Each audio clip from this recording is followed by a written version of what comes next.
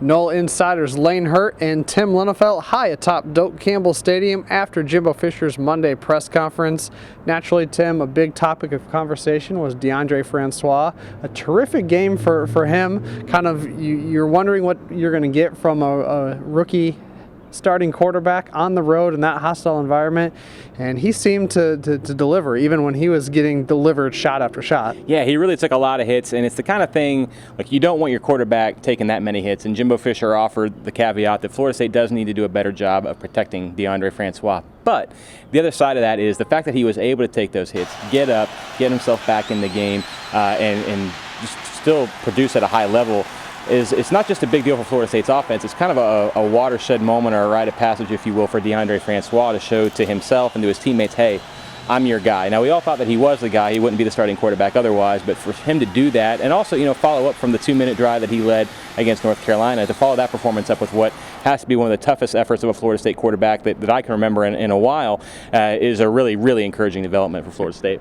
Yeah, I'll have more on DeAndre and his toughness when his teammates thought of that in a feature tomorrow. But yeah, his teammates were really impressed with that. Dalvin said something along the lines of, yeah, this is a guy I'll go to bat for any day. I'll find him in street ball and play with him, which I thought was pretty cool. And DeAndre was asked about it, and he said, look, it didn't matter if I was feeling good. The team needed me, and I'm the quarterback. That's how this works. And so that's the kind of thing that it sounds like something out of a Friday Night Lights script or something like that. But it's what you want to see. It's what you need. Now, look, he does not need to be getting hit as hard as he was against Miami because to some degree, there's some things you just can't get up from if you get hurt badly enough. So they need to clean that up. However, it's clear that DeAndre Francois is all in, and furthermore, his teammates are all behind him as well. And so to me, that's a good development. And the good news is a huge win against a rival.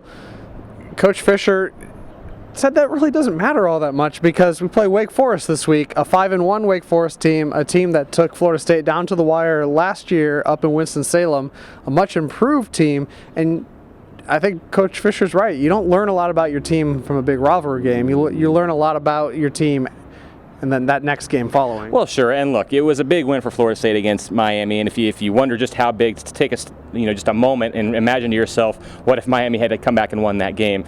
So compared to that, no, it was a really big win. But what Jimbo's point, the point he was making, and it kind of reminded me of one of Leonard Hamilton's favorite lines, is that it's a big win, but in order for it to be truly significant, it has to mean something moving forward. And that's, Florida State played well against Miami. They were physical and tough on defense. They were good on offense, especially when they had to be, made the plays that they needed to have.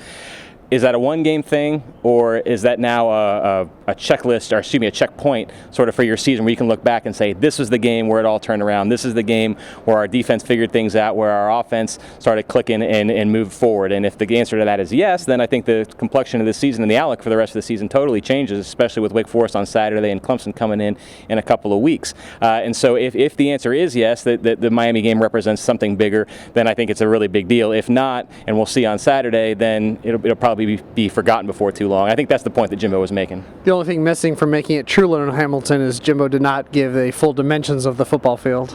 No, he didn't. And to take it back to Wake Forest, he also mentioned several times Wake Forest record. By the way, they are 5-1, which is 5-1 is 5-1 no matter who you are. And they beat Syracuse last week. I know Syracuse isn't in the upper echelon of the ACC, but they do have a pretty quality offense. Scored some points against Louisville and some other people. And Wake Forest held them to 9 points. And Jimbo made the point in his press conference. The way that Wake Forest has built their program, they were this way under Jim Grobe in the mid-2000s. It seems to be that way now. Is they get guys experience. They like to redshirt a lot of players, and you all of a sudden every 3 or 4 years you face a Wake Forest team that is just loaded with juniors, seniors, and fifth-year seniors, and they might not have the same talent that you have, but they have loads of experience, guys that know how to play and know the system and know what's asked of them. And it seems like this could be sort of that cycle, if you will, where Wake Forest has the players in place and the experience in place to make life difficult on some teams. Reminds me of those old Boston College teams where you're probably more talented than them, but if you didn't play your best, you're going to get beat because they have an identity and they know exactly what they're going to do. Exactly right. And so not to say that Florida State fans should be staying up all night nervous about what happens here, but Florida State's going to need to play well. If they don't, I think this is the type of Wake Forest team that can lead to some tense moments in the fourth quarter if you don't do what you're supposed to do.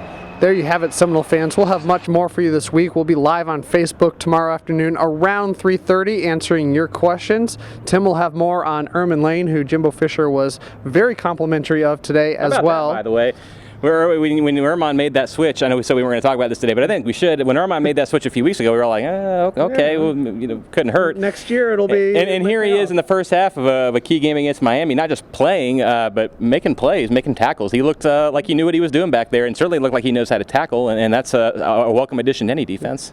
There you have it. All right, sorry. For Tim Lenefelt, I'm Lane Hurt. I'll also have more on DeAndre Francois' toughness for you tomorrow as well.